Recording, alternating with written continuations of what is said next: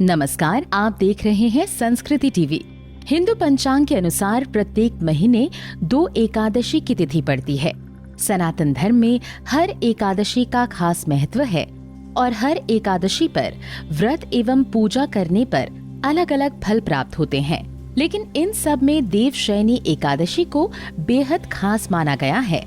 ऐसा इसलिए क्योंकि पौराणिक कथाओं के अनुसार देवशयनी एकादशी की तिथि को भगवान विष्णु भगवान शिव को सृष्टि के संचालन का कार्यभार सौंपकर योग निद्रा में चले जाते हैं और फिर 4 महीने बाद देव उठनी एकादशी के दिन वापस नींद से जागकर सृष्टि संचालन की कमान संभालते हैं।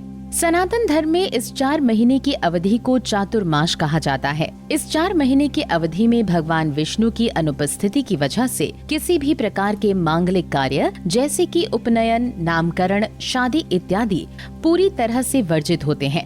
हालांकि इस दौरान पूजा पाठ, दान और धर्म कर्म करने से कई गुना फल प्राप्त होता है। लेकिन क्या आपको पता है कि आखिर भगवान विष्णु देवशयनी एकादशी से 4 महीनों के लिए योग निद्रा में क्यों चले जाते हैं? अगर नहीं पता है तो कोई बात नहीं, आज हम आपको इसी की जानकारी देने वाले हैं। लेकिन उससे पहले देवशयनी एकादशी से जुड़ी कुछ महत्वपूर्ण जानकारी आपके साथ साझा कर देते हैं। चातुर्मास कब से शुरू हो रहा है? हिंदू पंचांग के अनुसार चातुर्मास आषाढ़ महीने के शुक्ल पक्ष की 11वीं तिथि को शुरू हो रहा है, जो कि 20 जुलाई 2021 को मंगलवार के दिन पड़ रही है और 14 नवंबर 2021 को कार्तिक मास के एकादशी तिथि को रविवार के दिन इसका समापन हो जाएगा। आइए अब आपको वो वजह बता दें कि जिसके बाद से चातुर्मास की अवधि में भगवान विष्णु योग निद्रा में चले जाते हैं। चातुर्मास से जुड़ी पौराणिक कथा। वामन पुराण के अनुसार राजा बलि ने अपने बल और बुद्धि से तीनों लोकों पर आधिपत्य हासिल कर लिया था, जिसकी वजह से देवता और इंद्र को चिंता सताने लगी। ऐसे में भगवान इंद्र बाकी देवताओं के साथ परमपिता ब्रह्मा के पास पहुँचे और उनसे मदद के लिए याचना की। भगवान ब्रह्मा ने इस समस्या के निदान के लिए सभी देवताओं को भगवान विष्णु के पास जाने का सुझाव दिया। देवताओं की याचना सुनकर भगवान विष्णु ने वामन अवतार लिया और राजा बलि से 3 कदम जमीन का दान मांगा। राजा बलि चूंकि बहुत बड़े दानी थे, ऐसे में उन्होंने एक झटके में वामन देवता की मांग को स्वीकार कर लिया। भगवान विष्णु ने इसके बाद विकराल रूप धारण कर 1 कदम से पूरी धरती और 1 कदम से पूरा आकाश नाप लिया। इसके बाद उन्होंने राजा बलि से पूछा कि अब वे अपना तीसरा कदम कहाँ रखें, तो जवाब में राजा बलि ने अपना सिर उनके आगे कर दिया। भगवान विष्णु ने अपना तीसरा कदम राजा बलि के सिर पर रखकर देवताओं की सारी चिंता समाप्त कर दी।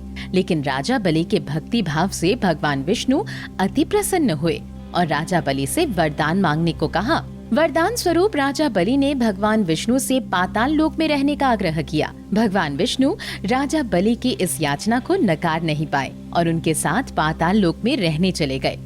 उधर भगवान विष्णु के पाताल लोक चले जाने से माता लक्ष्मी और देवता पुनः परेशान हो उठे।